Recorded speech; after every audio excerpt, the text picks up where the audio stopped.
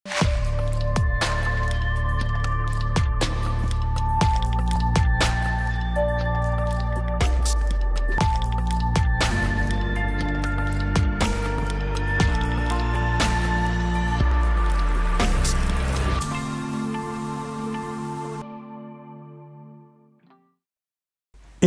একটা দীর্ঘমেয়াদের পরিকল্পনা ছিল পাকিস্তানকে, পাকিস্তানের রাজনৈতিক নেতাদেরকে পাকিস্তানের জনগণের বিরুদ্ধে ঘৃণা এবং একটা দানবায়ন প্রকল্প জানানো, মানে তাদেরকে দানব হিসাবে উপস্থাপন করা পৃথিবীর সামনে। ভারত পাকিস্তানের প্রতিনিধিত্ব করে এমন নেতাদের, যেমন ধরেন মোহাম্মদ আলী জিন্নাহ, উনাকে দুষ্টু, বিভ্রান্ত, দুর্নীতিগ্রস্ত হিসেবে উপস্থাপন করে। জিন্নাহর মতো একজন রাজনৈতিক নেতা পৃথিবীর ইতিহাসে বিরল। এইটা ওদের এমন একটা মনস্তাত্ত্বিক কৌশল যে তার শত্রু খুবই খারাপ মানুষ, এইটা প্রচার করা। পাকিস্তানিদের ডেমোনাইজেশন করার একটা ইন্ডিয়ান প্রজেক্ট, এটা তারা আওয়ামী লীগকে শিখাইছে খুব ভালোভাবে। আওয়ামী লীগ একটা বিষাক্ত মূর্খ বাহিনী তৈরি করছে যারা পাকিস্তানি ঘৃণা ছড়ায়। এদের একটা প্রিয় বাক্য পাকি বীর জোহ, মানে এই লোককে জন্ম দিছে যে সে পাকিস্তানি। শেখ হাসিনার কথিত পিতা শেখ মুজিব পাকিস্তানি নাগরিক ছিল না? তার প্রত্যেকটা ভাই বোন তো মুজিবের বীর্যে জন্ম নাকি অন্য কারো বীর্যে জন্ম? মুজিব তো পাকিস্তানি নাগরিক ছিল নাকি ওরা কোনো ইন্ডিয়ানের বীর্যে জন্ম নিছে? হাসিনার ভাই বোনেরা নাকি সেই গল্প সত্য যে মুজিবের আসল নাম দেবদাস চক্রবর্তী? হ্যাঁ, এই যে দেখেন মেঘমাল্লার স্লোগান দেয়, জানি জানি সবই জানি, সাদিক কায়েম পাকিস্তানি। শুনেন,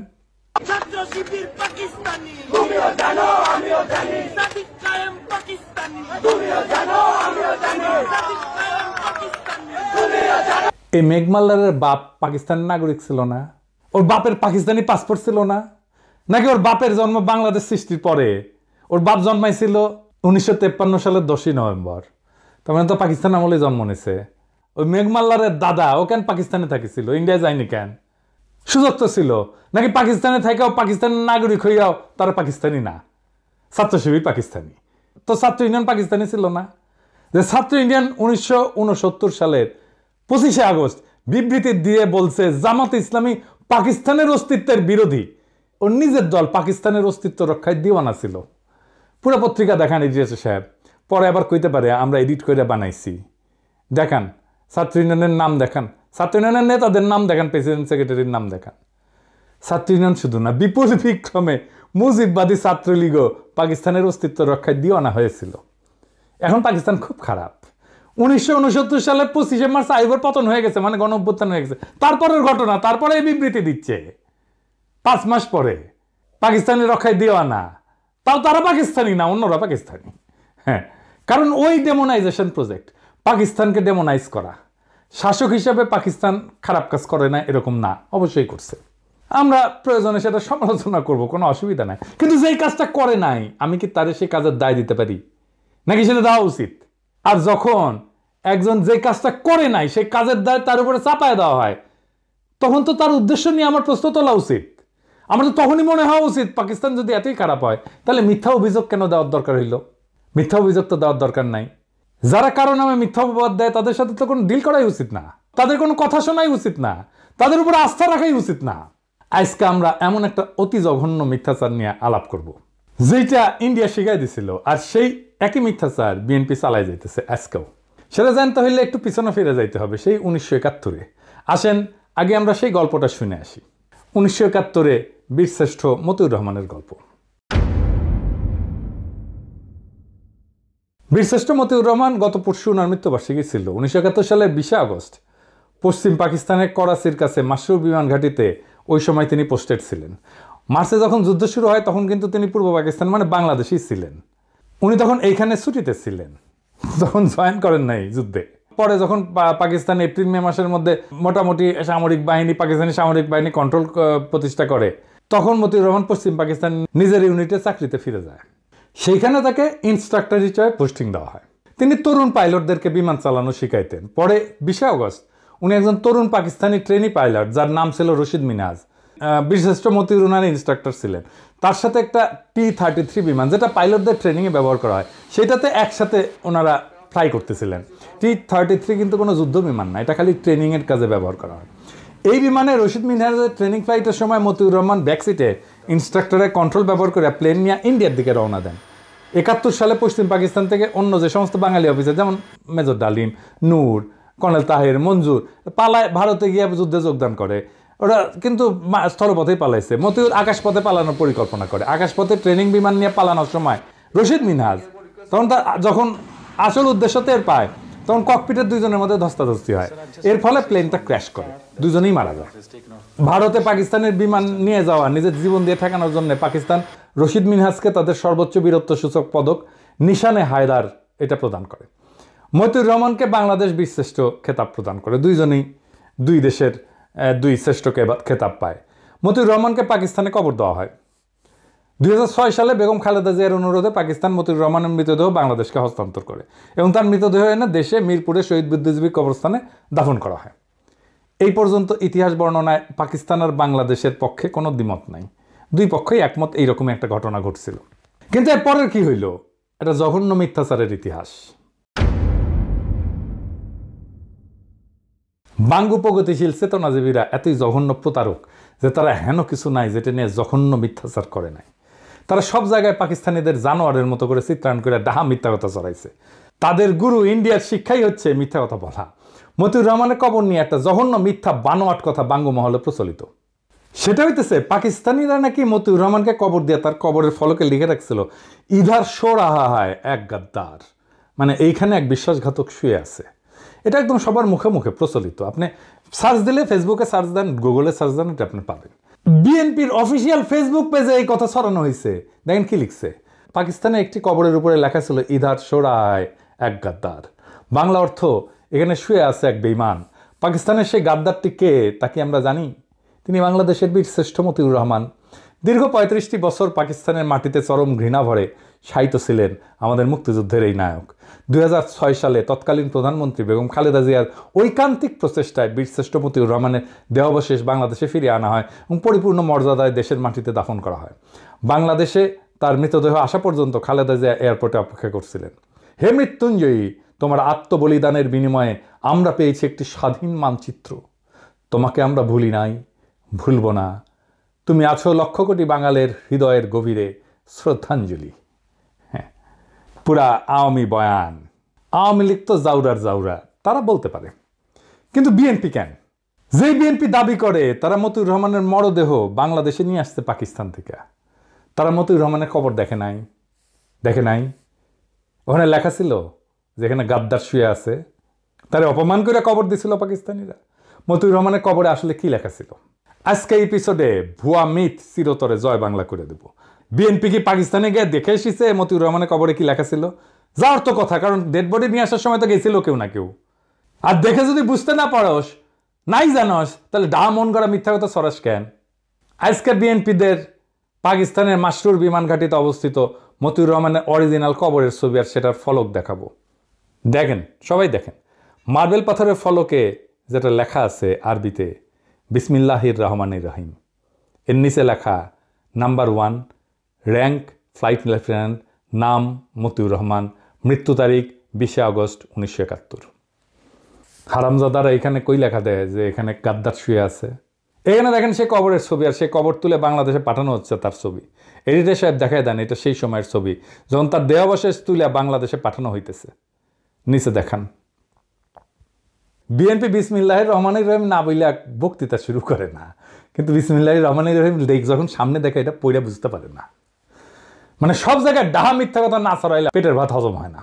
বিএনপির এই চেতনার বয়ান পোষ দেওয়া লাগে। বিএনপির মহাসচিব ভাষণ শুরুর আগে ঠিক মতো বিসমিল্লাহ পড়তে পারে না। সেখানে পাকিস্তানিরা মতিউর রহমানের কবরে মার্বেল পাথরের ফলকে বিসমিল্লাহ খোদাই করে রাখছে।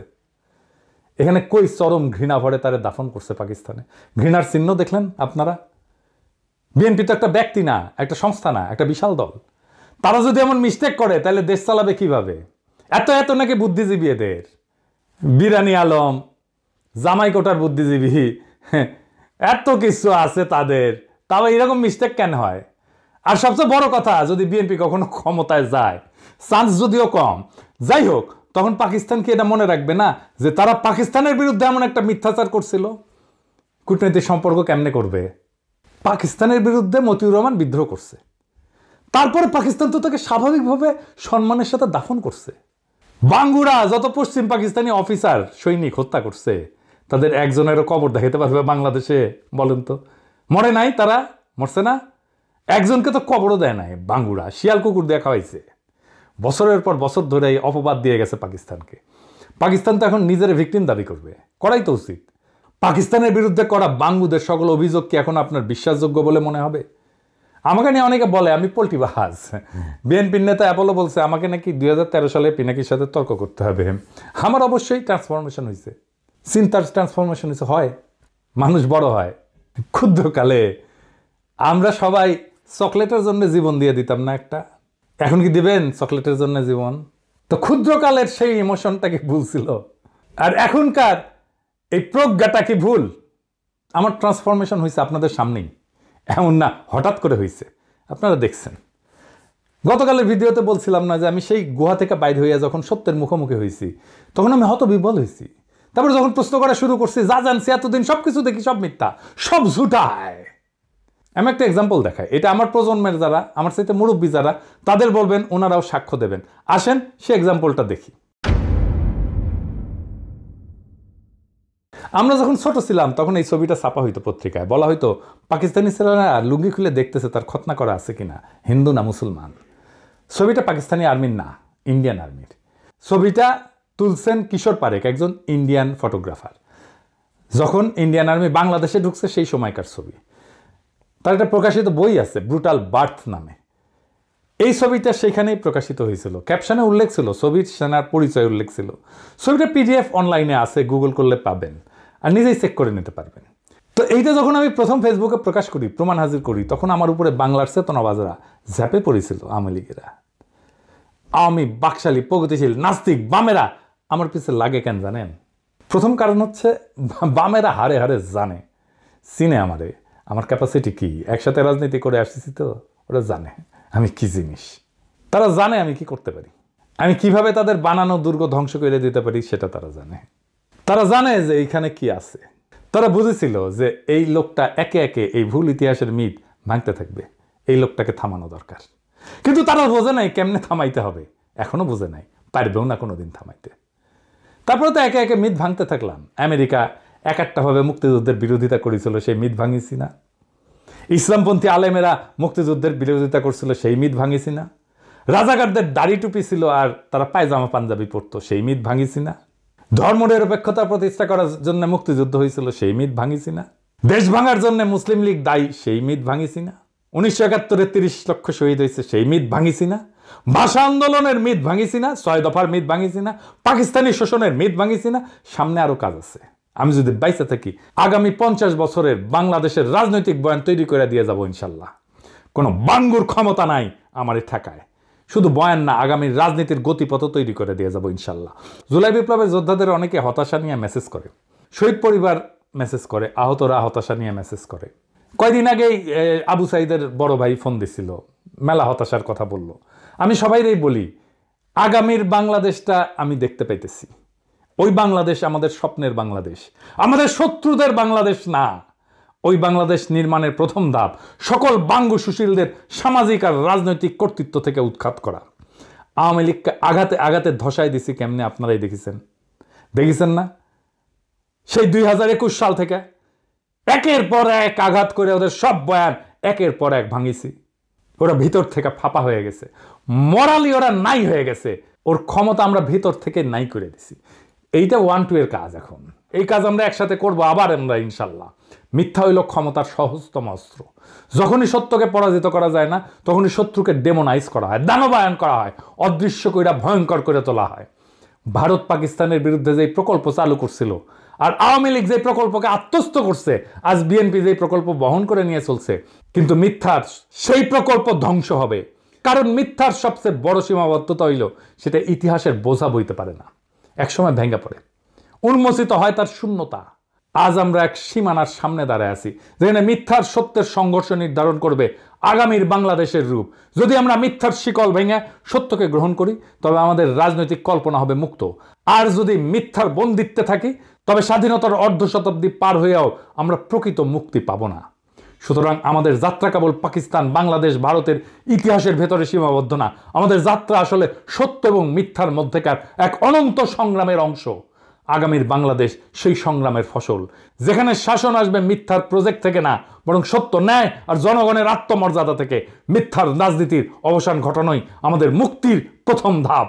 ইনকিলাব জিন্দাবাদ।